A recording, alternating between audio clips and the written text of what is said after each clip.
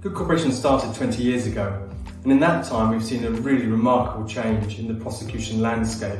We've seen many more companies having to respond to the development of anti-corruption legislation in many countries around the world. Many of our clients are familiar with the US legislation, which is now right back into the 1970s. But since then, and even particularly in the last 10 years, we've seen a number of countries bring forward anti-corruption legislation, which is having a real impact on business. What that means is that businesses have to respond. The first thing that businesses need to do is to make sure they've got an adequate program in place to demonstrate that there will not be any bribery or corruption in their operations.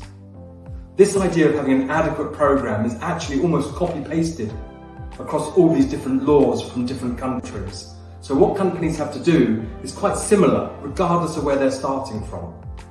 That requirement to put in place an adequate program is, however, a challenge for many companies. Why is it a challenge? Well, it's very hard to know what's adequate, what's good enough, what is a good enough program. In GoodCorporation, we've been working very hard to develop some very good benchmarking material to help companies measure how good is my anti-corruption program. What does it look like compared to other companies? Am I getting better over time? Is it better in one country compared to another? And all of that material is crucial for a board or for an organisation to help them to understand what they need to have in place, and is it enough, and is it getting better?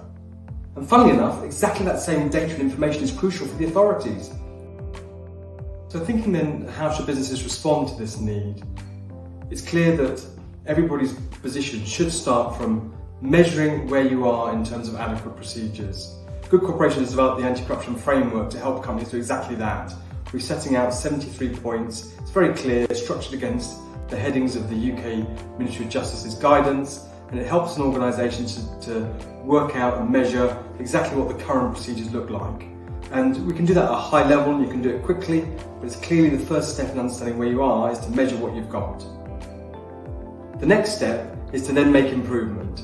So where we find gaps in that assessment, you work out that there's a lot to be done, or there's hardly anything to be done based on what you evaluate.